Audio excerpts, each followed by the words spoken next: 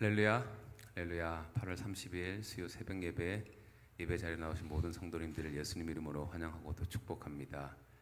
저희들이 날마다 말씀과 기도로 주님께 더 가까이 나아갈수록 저희를 행하신 주님의 그 뜻과 계획을 알 수 있고 또 기쁨으로 맡겨주신 그 사명을 감당할 수 있는 힘과 능력을 주님께서 주실 줄로 믿습니다. 아멘. 이 시간 주님의 그 길로 인도해 달라고 간절히 간구하는 마음으로 함께 찬양하며 나아갑시다.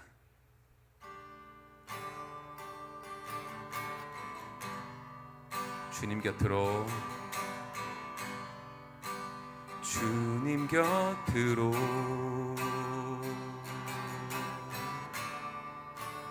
날 이끄소서. 내 모든 것 다 드리니 주 음성 듣기 원하네. 나의 장소만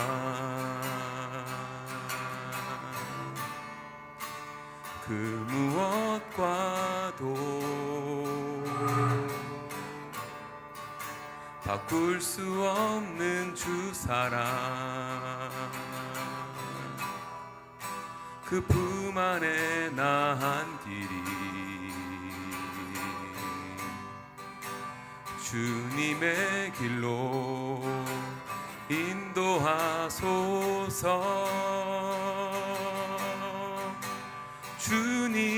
주님만이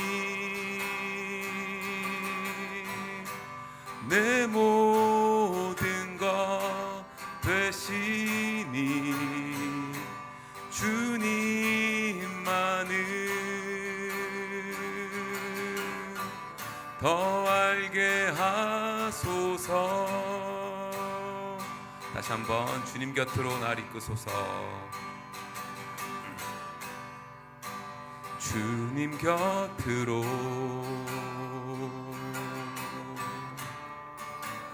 날 이끄소서. 내 모든 것들이니 주 음성 듣기 원하네.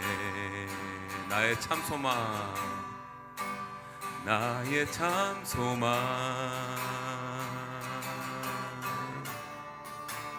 그 무엇과도 바꿀 수 없는 주 사랑,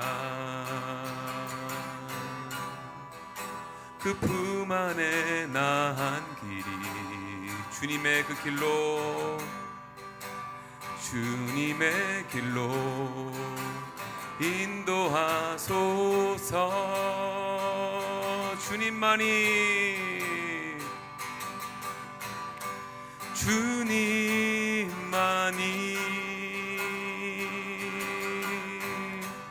내 모든 것 되시니 주님만을 더 알게 하소서. 주님만이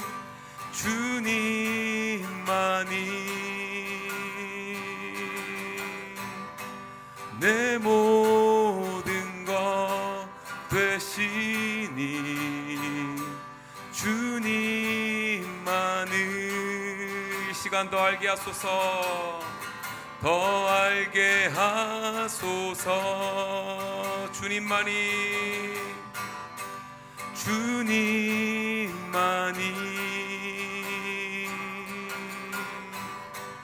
내 모든 것 되시니 주님만을 더 알게 이 시간 마지막으로 다시 한번 고백하겠습니다. 주님만이 나의 모든 것 되시니 주님만이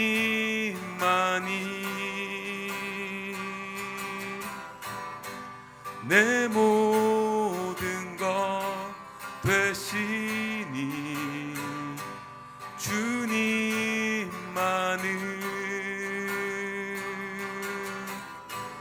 더 알게 하소서.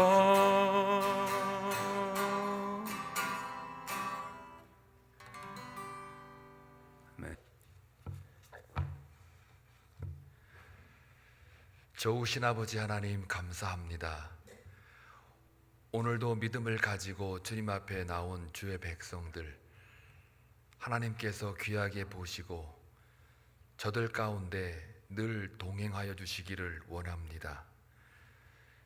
사랑하는 교우들 가운데에는 질병으로 인하여 또 여러 가지 기도하는 제목들로 인해서 어려움 가운데 놓여 있을지라도 우리가 기도 외에는 다른 이유가 없음을 고백하며 나아가는 믿음의 용사들 다 될 수 있도록 역사하여 주옵소서. 특별히 기도하옵기는 우리 김광무 집사님, 또 화평의 어르신들 끝까지 눈동자처럼 지키시고 인도하시며, 수술 이후에 우리 서봉란 권사님, 또 김상현 목사님, 김진원 집사님 끝까지 부작용이 없도록 온전케 하여 주시기를 간절히 소원합니다. 또 감사하옵기는 지난 토요일 우리 안영환 장로님 가정에 귀한 딸 로즈 양이 새로운 가정을 이제 꾸리고 출발하였습니다.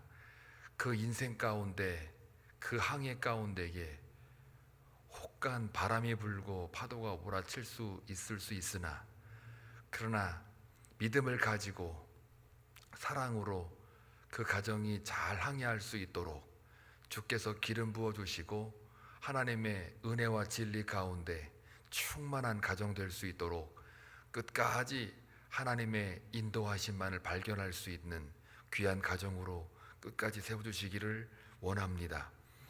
우리 권혁주 장로님 올려드립니다. 이제 앞으로 날짜를 잡아 수술을 받고자 하는데 하나님 가장 좋은 시간에 주님의 방법으로 주님이 소개한 병원에서 좋은 의사 만나 정말 온전히 회복되어질 수 있도록 주께서 끝까지 인도하시고 동행하여 주옵소서. 이 시간도 함께 기도하러 나온 주의 백성들 그냥 돌려보내지 마시고 온전히 기도 가운데 주님과의 깊은 사귐이 있게 하여 주옵소서.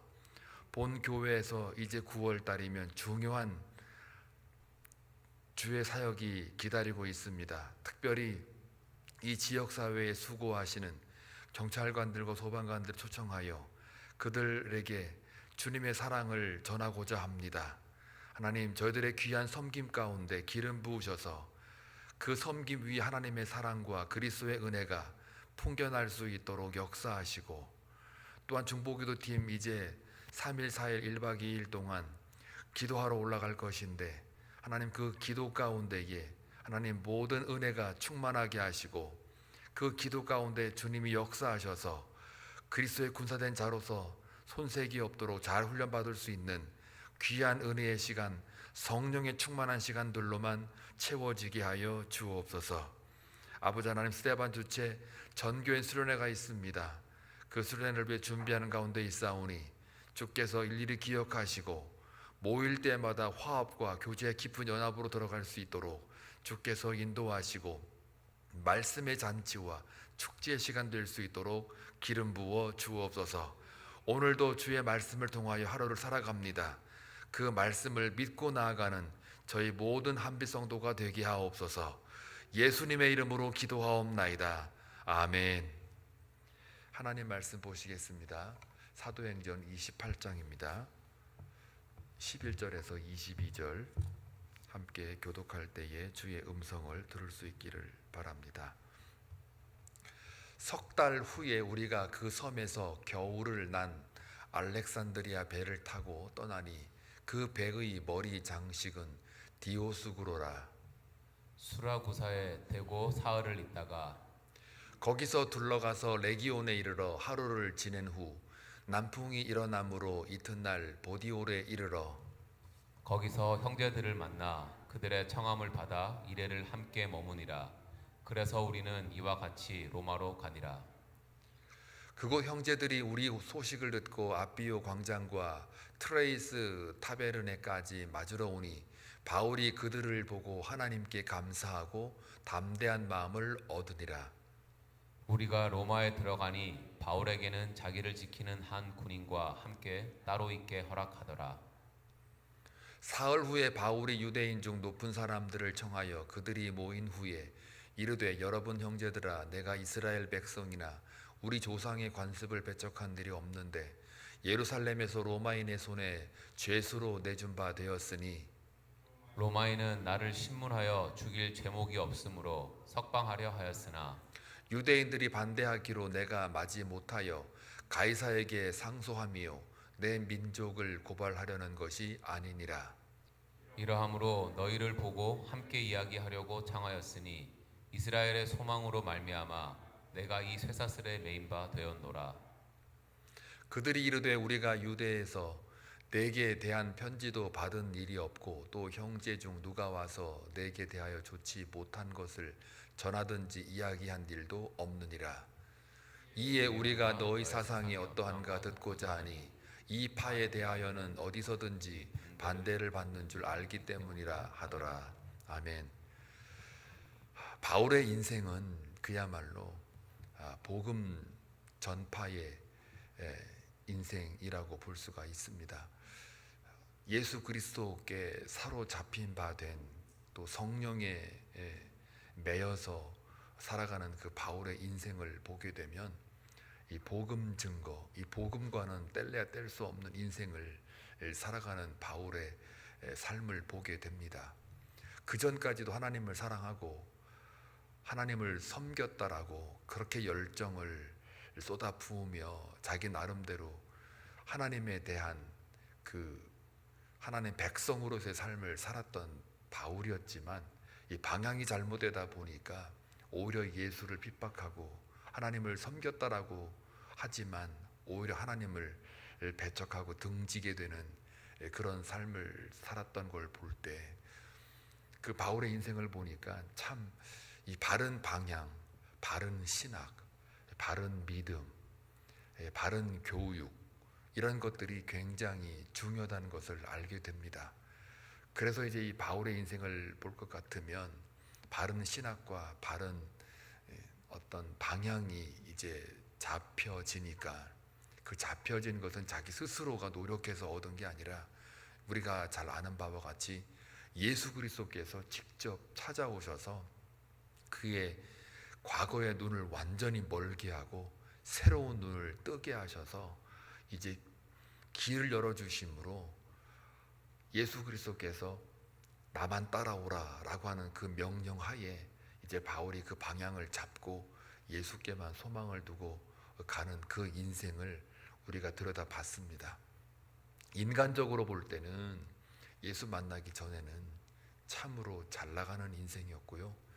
또 먹는 거 입는 거 염려하지 않고 사회적 지위도 남들 못지않게 높은 위치에 있었고 또 열정 하나는 다른 사람 못지않아서 비교되지 못할 만큼 굉장히 탁월해서 사람들에게도 인정을 받는 소위 잘 나가는 인생을 살았지만 그러나 복음과는 아무 상관이 없는 그런 바울의 인생을 볼 때에 영적인 눈으로 볼 때 하나님의 관점으로 볼 때는 예수 믿고 난 이후에 인간적인 그런 보상이나 상에 대해서는 멀지만 그럼에도 불구하고 그가 오히려 어디에서나 무엇을 하든 누굴 만나든 내가 자족할 줄 알았다라고 선언할 정도로 또 우리가 아는 바와 같이 그 로마에도 잡혀가지고 이제 썼던 그 서신들을 보게 되면 거의 막바지잖아요. 인생의 막바지인데도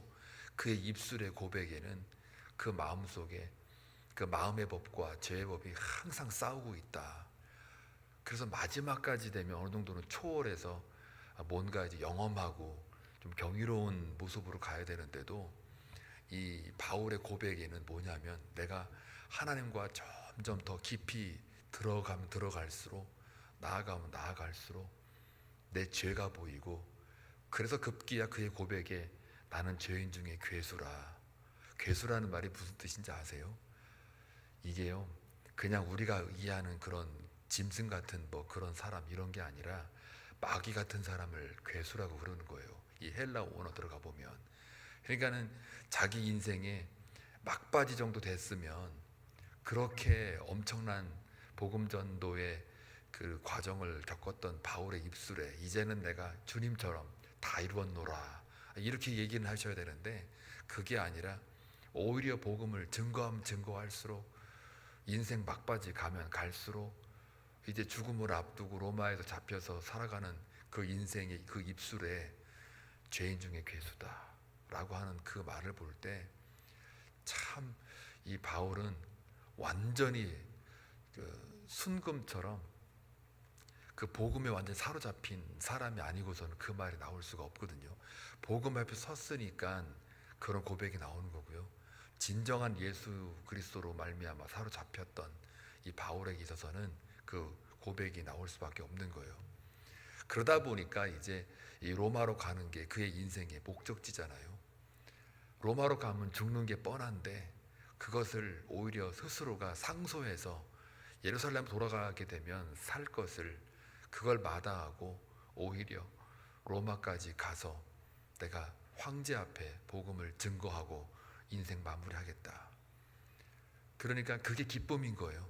복음 자체가 기쁨이기 때문에 세계 중심지에 내가 서서 복음을 증거하겠다. 그리고 이제 계획대로 이제 가는데 멜리데 섬을 우리가 어제 묵상한 바와 같이 거기에 표류하게 됐잖아요. 눈 떠보니 멜리데 섬이에요. 저게 멜리데 섬이네 쫓아가야지 이게 아니라, 어제 시간 관계상 말을 안 했는데요, 이게 표류하다 보니까 이제 수영을 해가지고 겨우 거기를 이제 알고 간 건 아니고 눈 떠보니 여기가 섬이에요. 오늘날로 말하면 몰타죠. 관광지인데요. 몰타 섬이에요. 오늘날로 말하면 멜리데 섬이 오늘날로 몰타예요. 몰타. 뜻이 도피처나 피난처라고 그랬죠. 눈 떠보니까 멜리데 섬인데 이건 계획이 없는 그런 여정이었어요. 로마까지 가는 게 목적인데 중간에 가다가 난파가 돼가지고 표류해서 당도한 거, 어쩌다 보니 멜리데예요. 근데 뜻이 또 피난처, 도피처예요. 인생 가만히 보게 되면은 그 뜻하지 않는 바 어쩌다 보니 여기까지 왔고, 어쩌다 보니 누구 만나고, 어쩌다 보니 또 누군가에게 위로받고 위로 주고 그럴 때가 있어요. 그걸 보통 우리가 이제 이 성경 연구가들이나 목회자들 사이에서 이걸 묵상할 때 너는 멜리데 섬의 위로를 받아본 적이 있느냐, 뭐 아니면 가끔 가다가 힘들 때 아유 네가 나한테 오늘 멜리데네 이렇게 말할 때가 있거든요. 또 어쩌다 보니 이 교회 오게 됐네, 여기가 멜리데네 이런 게 있는 거예요. 그 멜리데는 겉보기에는 난파해가지고 죽을 뻔해가지고 겨우 딱 당도했던 곳이 멜리데니까 겉보기에는 굉장히 힘든 여정이에요. 근데 막상 주저앉아 보니까 아 여기가 소망이네 이렇게 되는 거예요. 이걸 멜리데라고 해요. 우리가 보통 그 성경 안에서 농담 삼아서 이야기할 때. 여러분의 멜리데는 있습니까? 그 요셉 같은 경우는 멜리데가 어디예요? 애굽이죠. 모세 같은 경우는요 미디안이죠. 이 지금 가만히 요 멜리데의 시각에서 성경을 다시 보게 되면요, 하나님 사람을 역사할 때 다 멜리데 섬을 예비해 놓고 있어요. 이게 이스라엘 백성들 같은 경우도 이게 홍해로 이렇게 끌고 가잖아요. 그 홍해 앞에 비하이로까지 갈 때도 다 하나님이 말씀하셔가지고 그 말씀대로 움직이는 게 이스라엘 백성들의 행동들이었거든요. 근데 막상 와보니까 홍해예요. 겉보기엔 홍해가 완전히 그냥 수장되는 그러한 장소인데 건너고 보니까 그게 멜리데인 거예요. 도피처고 이스라엘 백성들이 애고로부터 완전히 분리가 될 수 있는, 세상과 완전히 분리될 수 있는 그런 어떤 세례의 의미도 있지만 역사적으로 볼 때는 완전히 애굽으로 떠나오게 더 이상 돌아가지 못하게 만드는, 그게 또 멜리데라는 의미가 담겨 있어요. 계획이 없는데 떨어져 보니까 멜리데예요. 사실 애굽에 잡혀간 요셉 같은 경우도 봐봐요. 구렁텅이에 던져지고 팔려서 애굽이라 그러면 완전히 요셉한테는 진짜 트라우마 걸릴 정도로 그게 악몽 같은 장소인데 오히려 거기서 하나님의 인도하심과 하나님을 진짜 만나게 되고 거기가 또 이스라엘 자기만 도피처가 아니라 온 이스라엘 백성들 기근으로부터 살려내는 그런 하나님의 역사 속에 그 약속 성취하기 위해서 잠시 담가두었던 그곳이 애굽이잖아요. 그게 도피처거든요. 그러니까 멜리데라고 하는 게 이 바울의 인생에도 있는 거예요. 여러분의 멜리데가 어딘지 한번 묵상해 보세요. 나한테는 멜리데가 뭘까? 저도 멜리데가 많아요. 인생 살아보니까 여러분들에게도 멜리데가 있으면 좋겠고, 자, 멜리데에서 이제 석 달 동안 머물렀어요. 오늘 11절 보니까 석 달 후에 3개월 동안 머물렀으니까 3개월 동안 뭐 했겠습니까? 바울의 인생을 제가 쭉 말씀드린 이유는 뜻하지 않고 계획되지 않는 멜리데 섬, 겉보기에는 난파돼 가지고 다 죽을 지경인 멜리데 섬, 그럼에도 불구하고 하나님께서는 거기에 복음을 들어야 될 영혼들을 대기하고 있었다. 그 원주민들에게 복음을 증거하기 위해서 거기서 이렇게 석 달 동안 머무르게 했다. 이런 걸 보게 됩니다. 자, 그리고 나서 이제 다시 알렉산드리아 배를 타고 떠납니다. 그리고 이 디오구스로라고 하는 배 이름이거든요. 이 배 이름인데 이 디오구스라는 배에 이게 뭐냐면요, 제우스의 아들이 쌍둥이가 있었는 모양이에요, 신화에. 그리고 그 아들 이름이 카스토르, 그 다음에 폴룩스, 카스토르, 폴룩스. 별 중요한 건 아닌데 그냥 상식적으로 그냥 알아두시라고 말씀드립니다. 카스토르 폴룩스라고 하는 이 쌍둥이 아들의 형상이 맨 앞에 달려 있어요. 그래서 그 달려 있는 그 배를 디오스 구로라고 그래요. 배 이름입니다. 자, 이 배를 타고 이제 어디까지 가느냐면 사흘 동안 이제 쭉 가는데요. 수라구사에 이제 배를 대고 사흘 동안 거기에 머물러요. 근데 이제 여러분 그 멜리데에서 그 수라구사까지가 167km예요. 제가 이제 요 거리를 미리 다 말씀드린 이유가 있어요. 167km. 그 다음에 이제 어디로 갔다고 그랬어요? 사흘 있다가 13절에 레기온에 이르러 그러죠. 레기온까지, 수라고사에서 레기온까지는 130km예요. 그리고 남풍이 불어가지고 이튿날 다시 보디올에 이르죠. 레기온에서 보디올까지는 거리가 324km예요. 여기까지만 온 것만 해도 총 621km예요. 배 타고 꽤 많이 갑니다. 그리고 나서 그 다음에 이제 거기서 형제들을 만나죠. 여기서 형제들이란 그리스도인들입니다. 그런데 이제 문헌적으로 유대인의 그리스도인이냐 아니면 헬라파의 그리스도인이냐 이거는 모릅니다. 그건 자료가 없기 때문에 몰라요. 그러나 일단은 이미 이제 바울이 전도 여행하면서 또 혹은 이미 디아스포라로 이렇게 퍼져 있는 유대인들을 가리키기도 합니다. 근데 여기서는 형제들이라고 하는 걸 봤을 때 기독교인들을 가리킵니다. 그냥 흩어진 디아스포라 정도는 아니고, 그러나 이게 헬라파 유대인인지 헬라파의 그리스도인인지 유대인의 그리스도인인지는 모릅니다. 이거는 그러나 그리스도인이라는 것만은 분명해요. 그래서 그 형제들을 만나가지고 그들의 청함을 받아서 같이 함께 머무르고 거기서 이제 로마로 간다. 총 621km를 달려와서 로마로 이제 들어가는, 여기서부터는 이제 육로로 갔겠죠. 그 전까지는 배 타고 621km고 다시 걸어서 육로로 가게 됩니다. 드디어 로마까지 왔습니다. 그러니까 이 바울의 마음속에는 어떻게 했어요? 슬펐겠어요? 기뻤겠어요? 기쁘지요. 죄수의 몸이지만 제가 서두에 바울의 로마로 향하는 그 인생을 제가 일대기를 조금 이렇게 설명해 드리는 이유는 바로 이 바울의 마음이 어땠을까라는 거를 말하고자 쭉 설명을 해드렸던 거예요, 초반에. 그러니까 로마로 가는 것이 인간적으로 볼 때는 이게 죽으러 가는 거잖아요. 사람이 죽는다는 걸 알고 가는 게 이게 보통 마음이, 이 심장이 이게 이 정상이 아닐 거거든요. 그런데 완전히 사로잡힌 이 바울에게 있어서는 그 로마로 가는 게 기쁨인 거예요. 세계 심장부에 거기서 복음을 증거하겠다는 그 벅찬 마음이 있어서 이렇게 621km 배를 타고 가고 육로로 가고 죄수의 몸으로 쇠사슬에 묶여가지고 가는 그것도 그 마음에 기쁨이 있는 거예요. 이게 우리가 오늘날 이 시대 살아가는 그리스도인들이 본받아야 될 부분이에요. 복음이 내 안에 있고 예수가 내 안에 정말 온전히 자리 잡고 있다면, 내가 붙들림 받은 사람이라면 환경이나 주위의 어떤 사람들이 문제가 아닌 거예요. 그게 고난이든 질병이든 뭐든 그게 나한테 아무 상관이 없는 거예요. 내 안에 예수 그리스도 영으로 꽉 차 있으면 그게 문제가 안 되는 거예요.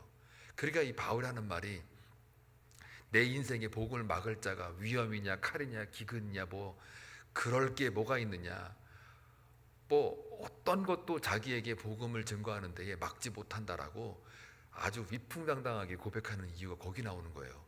우리 한빛성도들이 그 정도 급의 고백을 할 수 있을 정도면 그 사람 주위에 다 변화가 될 거예요. 그거는 확실합니다. 확실해요. 자, 그래서 여러분의 인생의 로마는 어디입니까? 이제 묻는 거예요. 제가 여러분의 로마는 어디냐고요. 여러분의 남편입니까? 아내입니까? 아니면은 나하고 같이 친한 친구입니까? 아니면 뭐 친지들입니까? 부모입니까? 아니면 여러분의 직장입니까? 어디예요? 나의 로마는 어디일까? 내가 반드시 하나님의 인도하심 따라 내가 복음을 가진 자로서 살아가는데 내 인생의 로마는 어디일까? 어디예요, 여러분들은? 저는 한빛장로교거든요. 저는 이 한빛장로교를 통해 가지고 하나님의 그 복음을, 이 교회를 통해서 이 지역 사회가 복음화가 되는 거예요. 교회가 여기 세워졌으면 최소한 반경 2km, 최소한 2마일, 1마일 정도는 다 복음화가 돼야 된다고 하는 게 전 그게 정상이라고 봐요. 정말 이 교회가 여기 세웠으면은 최소한 이 교회 주위에 있는 마을들은 이 한빛장로교회가 어떤 교회인지는 알아야 된다고 봐요. 저 건물에 교회가 있네. 한번 가끔 가다가 이제 하도 장로님께서 목사님 건강을 위해서 산책하십시오, 걸으십시오 이렇게 말씀하시니까 하여튼 꾸역꾸역 나와가지고 이 뒷길로 해서 한번 저 마을을 뒤로 한번 돌아봐요. 돌아보니까 의외로 우리 교회가 예뻐요. 뒤에서 봐도 그렇고 앞에서 봐도 그렇고, 뒤에서 보니까 더 못 보던 그 십자가가 또 여기 또 크게 달려 있더라고요. 이쁘더라고요. 그러면 사람들이 지나가다가 저게 교회인가 봐 이렇게만 하지, 저 교회가 어떤 교회야? 저 교회가 우리 이웃들하고는 어떤 관계지라고 하는 그 생각을 할 수 있을까라고 질문을 해보면은 nothing이에요, nothing. 마을 사람들이 건물만 있고 또 이게 나무가 우거져 가지고 다 담장을 쳐서 시큐리티는 좋긴 한데 저 교회랑 우리하고 무슨 상관이지라고 할 때는 그냥 nothing, nothingless, 없음이에요, 없음.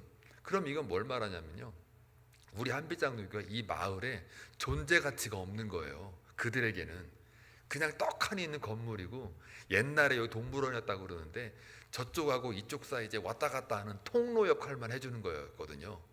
지금도 이제 통로 역할을 하는 줄 알고 가끔 낮에 하루 종일 있어 보면은 사람들이 착각을 해가지고 저쪽에서 이쪽으로 건너올 때 왔다 갔다 할 때가 있어요. 그럼 저는 이제 우리 프라펄인데 얼른 나가가지고 누군가하고 여기 왜 지나왔냐, 처음엔 저도 그랬어요. 왜 여기 지나가냐, 우리 땅인데 이렇게 했거든요. 근데 가만하게 보니까 이웃과 우리하고 아무 상관이 없는 말을 제가 하고 있더라고요. 그래서 시큐리티로 볼 때는 왔다 갔다 못하게 경찰이 이렇게 또 다 막아놨잖아요. 펜스 쳐줘가지고. 또 한편으로는 이웃들이 우리 교회가 어떤 교회인지를 알아야 되는데 너무 모르게 지나가고 있구나. 그래서 최소한 이 교회가 존재 가치가 있으려면 이웃들에게 영향력이 있어야 되거든요. 영향력을 뭘 줬는지 한번 생각해 보세요. 뭘 줬어요, 여러분들? 밥을 먹여줬어요? 아니면 복음 전도지를 하나 나눠줬어요? 여기 이 교회에서 왔는데요, 우리 교회 한번 놀러 오세요 하고 이렇게 전단지를 줬어요? 준 적이 있어요, 여러분들? 내 기억이 없지만 한 번도 없죠. 48년 동안. 그냥 nothing인 거예요, nothing. 그러니까 저는 이제 이 교회에 와가지고 하나님 이 말씀 묵상하면서 하나님, 저의 로마는 어딜까요? 그러면 동시에 우리 사랑하는 한빛 성도들의 각자 삶의 로마는 어딜까요? 이건 여러분들이 묵상하셔야 되는 거예요. 그 로마를 향하여 바울이 표대를 향해 달려갔듯이, 선한 영향력으로 복음을 증거하고 달려갔듯이, 예수 그리스도께 잡힌 바 된 그 믿음을 가지고 달려갔듯이, 저와 여러분은 어디로 달려가고 있느냐 이 말이에요. 여러분의 로마를 한번 찾아보세요. 그리고 거기를 향하여 달려가면 하나님이 역사하실 거예요. 예를 들면 여러분의 그 기도하는 제목들 많이 있잖아요. 그러면 그게 로마인지 아니면 거쳐가고 있는 멜리데 섬인지 잠깐 표류하는 곳인지 그건 모르죠. 하나님 앞에 기도하면서 풀어야 될 숙제일 거예요. 나의 로마는 어디일까? 여러분 한번 발견하시고 그걸 위해서 기도하시기를 바랍니다. 자, 그러고 나서 로마로 가기 위해서 15절에 보니까 그거 형제들이 우리 소식을 듣고 아비오 광장과 트레이스 타베르네까지 맞으러 왔다. 꽤 먼 거리인데요. 거기 형제들이 이제 그리스도인들이죠. 바울이 온다는 걸 듣고 이제 마중나국으로 오는 거예요. 근데 여기 참 은혜로운 말이 있어요. 바울이 그들을 그 다음에 보고예요. 보고 그들을 보고 하나님께 감사하고 담대한 마음을 얻으니라. 이 구절을 읽을 때요 마음이 좀 찡하더라고요. 자기가 그렇게 그리던 꿈에 그리던 로마로 왔어요. 그러나 또 바울은 육을 입고 있는 사람이거든요. 그러니까 사람이니까 그 형제들을 바라볼 때 그들은 바울에게서는 면류관이에요. 믿음의 면류관. 복음을 증거해서 그들의 그 그리스도인으로 되고 하나님의 자녀가 된 그들은 바울에게서는 빌립보에서 나온 바와 같이 너희들은 나의 뭐라고 그래요? 면류관이라고 얘기하잖아요. 그게 상인 거예요. 그게 상이에요.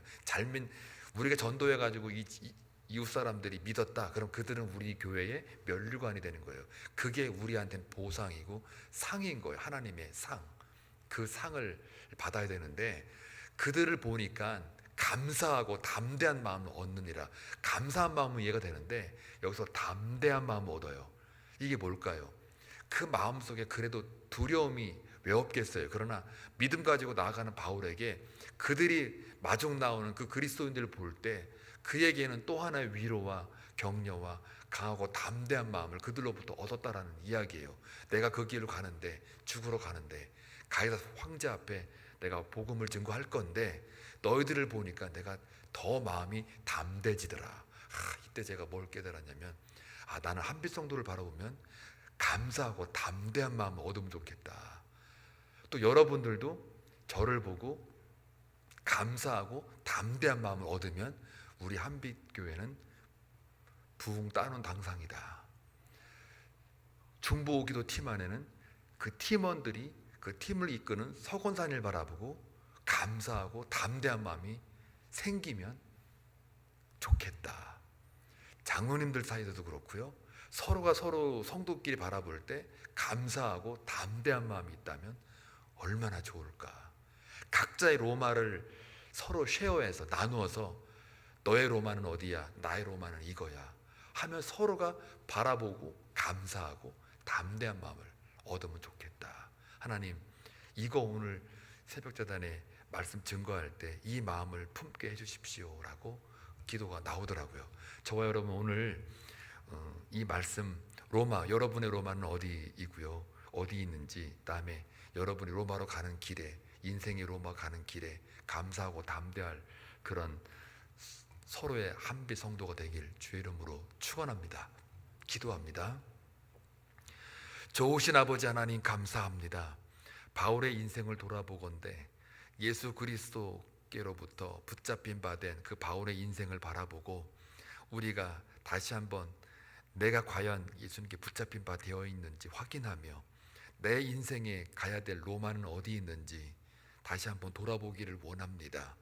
종종 로마로 갈 때에 우리의 피난처이시고 우리의 도피처로 삼아주시는 그 멜리데 섬은 어디 있는지 그때마다 우리가 늘 감사하고 또 서로가 만날 때마다 감사하며 담대함을 얻을 수 있는 그러한 저희들 인생 되기를 원합니다. 그래서 한빛 장로교회라는 이 구원의 방주의 배를 함께 탔으니 하나님이 어디로 가든지 이 배가 주님 앞에 쓰임받는, 또 우리가 주님 앞에 늘 복음을 들고 나아가는 모두가 되게 하여 주옵소서.